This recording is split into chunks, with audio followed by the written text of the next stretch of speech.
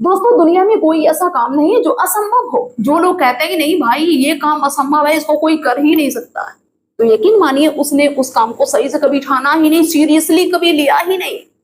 कितना भी बड़ा पद हो, अगर इंसान ठान ले ना, कोई स्टूडेंट ठान ले कि नहीं मुझको इसको क्रॉस करना ही करना है, फिर रास्ते में लाख मुसीबतें आए, लाख पहाड़ पर्वत गिर जाए, लेकिन क्या मजाल उसको कोई कदम उसका पीछे हटा ले, वो उसको फतेह करके ही रहता है। दोस्तों आज जो हम आपको कहानी सुनाने जा रहे हैं वो आपको बहुत ज्यादा मोटिवेट करेगी। दोस्तों एक 14 साल की बेटी जो सिर्फ कक्षा 9 की छात्रा थी, खेलने कूदने की उम्र, अभी बचपना गया भी नहीं कि माता पिता को उसकी शादी की चिंता सताने लगी। वैसे वो छोटी है लेकिन माँ बाप की नजर में वो बड़ी हो गई। वैसे माँ बाप चाहे मान भी जाए कि चलो इतनी जल्दी शादी नहीं करेंगे, लेकिन घर परिवार के लोग, गांव के लोग, अरे बेटी शादी की हो गई है, शादी नहीं की। दोस्तों ये जो बेटी थी इसके पिता शादी के लिए लड़का देखने लगते हैं तो ये विरोध करती कि नहीं अभी हम पढ़ाई लिखाई करेंगे और कुछ करेंगे, इसके बाद में हम शादी करेंगे, लेकिन पिताजी नहीं मानते हैं। दोस्तों इस बेटे की 14 साल की उम्र में शादी कर देते हैं और जब इस बेटी की 16 साल की उम्र होती है तब तक एक बच्चा हो जाता है, एक बेटी हो जाती है।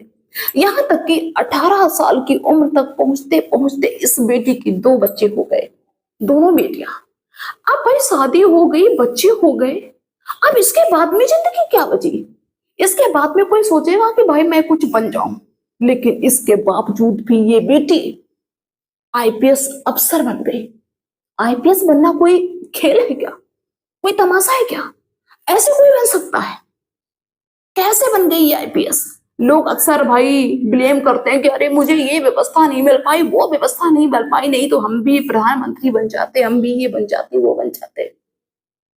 उनसे कहना है कि जिस भी काम को करना चाहते हो ना, उसको एक बार सही से ठान के देखो, देखें कैसे पूरा नहीं होता है।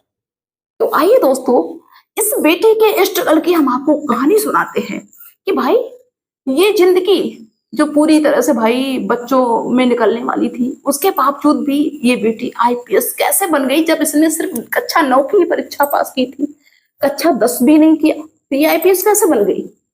तो आप सभी का बहुत बहुत स्वागत है मेरे यूट्यूब चैनल में एक और नए वीडियो में। दोस्तों तमिलनाडु की एक बेटी जिसका नाम होता है एन अंबिका, वो सिर्फ 14 साल की थी और कक्षा 9 में पढ़ती थी। और भाई मेरे जब कक्षा 9 का रिजल्ट आता है तो बड़े अच्छे नंबरों से पास होती है और खुशी के साथ में अपने माता पिता को बताती कि कक्षा 9 में देखो मेरे कितने बढ़िया मार्क्स आए हैं और अब हम कक्षा 10 में भी अच्छे नंबरों से पास होंगे, मेहनत करेंगे। उस बेटी का कोई दूसरा ही सपना, लेकिन इधर माँ बाप की नजर में वो बेटी शादी की योग हो गई।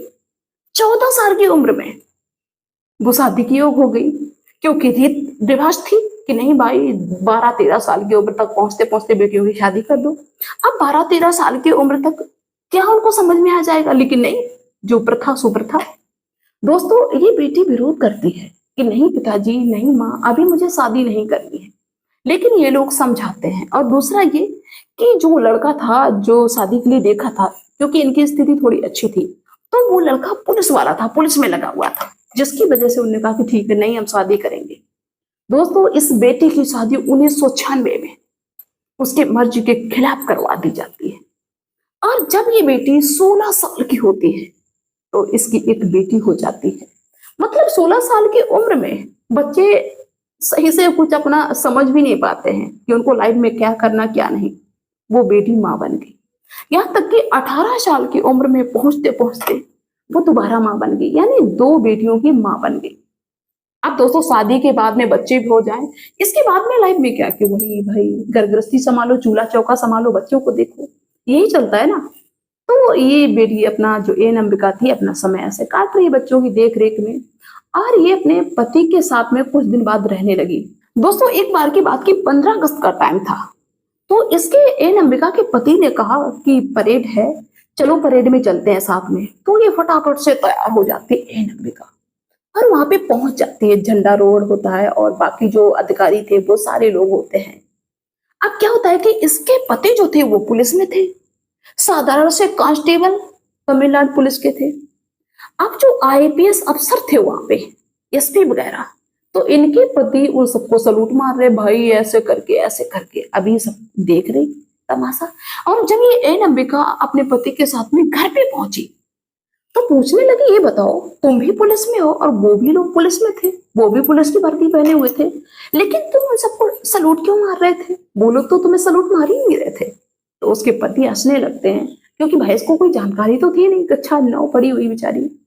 तो उसके पति बताते हैं कि वो ड्रेस बेशक तुमको ऐसे लग रहा था कि एक है, लेकिन वो अधिकारी थे, हमारे साहब थे, आईपीएस अधिकारी थे, इसलिए मुझे सलूट मारना होता है, हम सलूट मार रहे थे।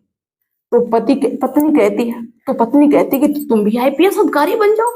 अब पति और भी हंसने आ रहे, तुम तो बच्चों जैसी बातें करती हो कि भाई ऐसे आईपीएस बनना आसान बात है क्या? उसके लिए बहुत मेहनत करनी पड़ती है, सिविल सर्विस की परीक्षा क्रॉस करनी होती है, बहुत सारी एग्जाम, बहुत सारा रिटेन, दुनिया भर के तामझाम, बहुत मेहनत करनी होती है। इसके बाद में कहीं आईपीएस बना जाता है, ऐसे आईपीएस थोड़ी बन जाया जाता है। दोस्तों वो बात वहीं पे समाप्त हो गई, लेकिन जो एन अंबिका थी उसके दिमाग में वही चीजें चल रही कि मेरे पति सलूट मार रहे थे, काश मेरे पति भी अगर इस पद पे होते, या अगर मैं इस पद पे पहुंच जाऊं, लोग मुझे भी ऐसे सलूट मारे तो कितना अच्छा रहे। दोस्तों ये जो अंबिका थी ये काम तो करती थी, लेकिन इसका दिमाग उन्हीं चीजों में घूमता था। इसने एक दिन अपने पति से कहा कि तो तुम नहीं बन सकते हो आईपीएस अधिकारी, तो मुझे बना दो। आप पति को और भी ज्यादा हंसी है, कहे कि अरे भाई तुम तो कक्षा 9 पढ़ी हुई हो और तुम आईपीएस अधिकारी बन जाओगी, तुम्हारी समझ में क्यों नहीं आता, इतना आसान नहीं है। लेकिन पत्नी के अंदर वही जिद कि नहीं भाई, आईपीएस अधिकारी का जो जलवा होता है बहुत अच्छा लगता है, आईपीएस अधिकारी तो भाई होना ही चाहिए।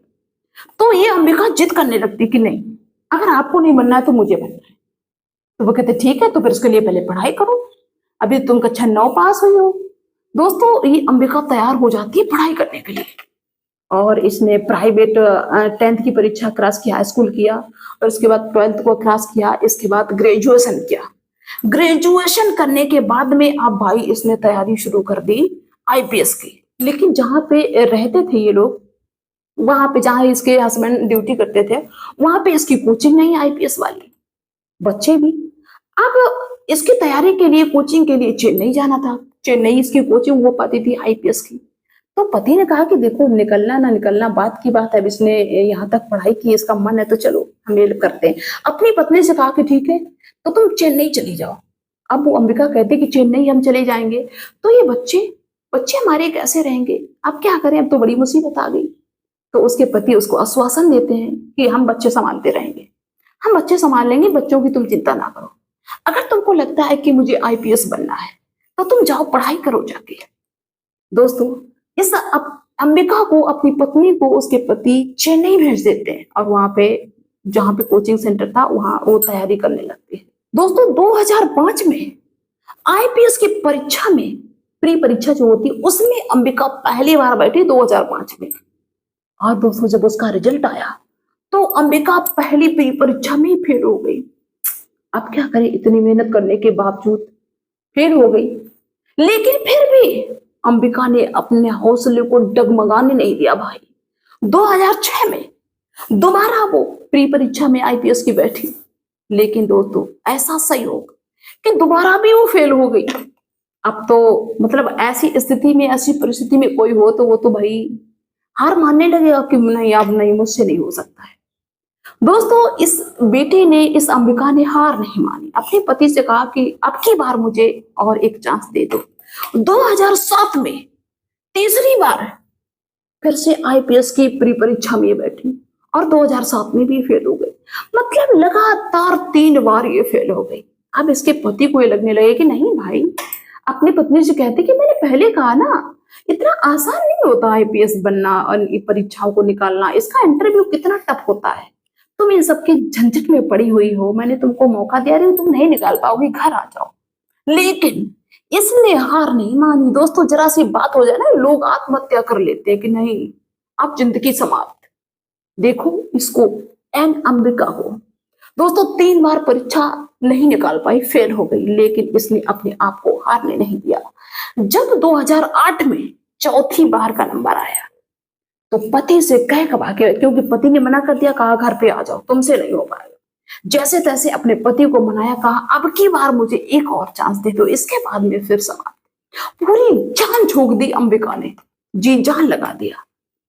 और 2008 में वो आईपीएस की प्री परीक्षा पास हो गई और सेकेंड परीक्षा भी पास हो गई और इंटरव्यू का टाइम आया, इंटरव्यू को क्रॉस कर लिया, यहां तक कि आईपीएस अधिकारी बन गई।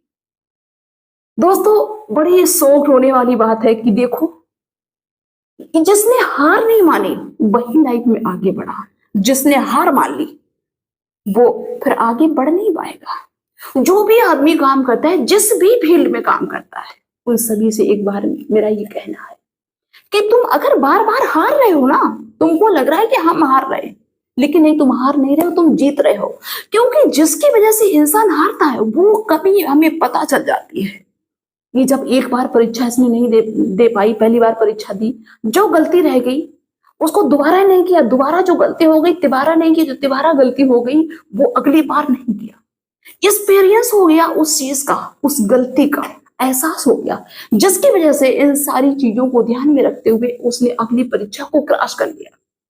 जैसे मेरे बहुत सारे भाई बहन यूट्यूब पे काम करते हैं और काफी दिनों तक मेहनत करते हैं, सक्सेस नहीं होते कि नहीं भाई मेरे व्यूज सब्सक्राइबर कुछ भी नहीं बढ़ रहे, तो उनको लगता है कि नहीं आप मुझे छोड़ देना चाहिए।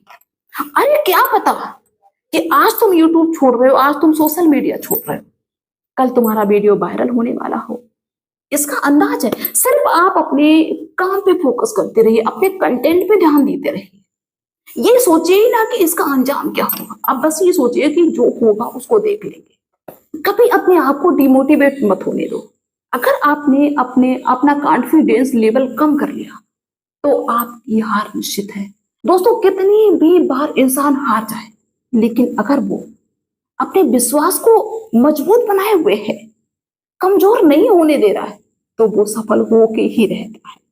तो दोस्तों ये कहानी सुनाने का मेरा एक ही उद्देश्य है कि भाई जिस भी फील्ड में उतरो, पहले आप ये ठान लो कि मुझे पीछे कदम नहीं हटाना है। और ये आईपीएस इतनी आसानी से नहीं बन गई, बहुत मुसीबतें आई भैया, बहुत मुसीबतें आई। इतना आसान कोई काम नहीं होता है। बेशक लगे कि हाँ भाई ये काम छोड़ दो अगला पकड़ लो, उसमें बड़ा आसानी से मुझे सफलता मिल जाएगी। जिसमें सफलता देर से मिलती है वही काम अच्छा होता है। तो दोस्तों हमेशा इस चीज को याद रखना और अपनी जिंदगी में आगे बढ़ते रहना। कभी भी अपना जो हौसला है ना उसको डाउन मत होने देना। सफलता का बस यही राज है कि अपने हौसले को कभी डाउन ना होने देना, आप सफल होके ही रहेंगे। तो चलिए दोस्तों मिलते हैं फिर नेक्स्ट वीडियो में नेक्स्ट डे। और जो लोग मुझे पहली बार देख रहे हैं वो मेरे चैनल को सब्सक्राइब कर लें और वीडियो को लाइक करें और मेरे साथ में जुड़िए। हम आप तक ऐसी चीजें पहुंचाते रहेंगे जिससे आपको अपनी जिंदगी में बहुत ज्यादा हेल्प मिलेगी। तो चलते हैं दोस्तों, बाय सभी को।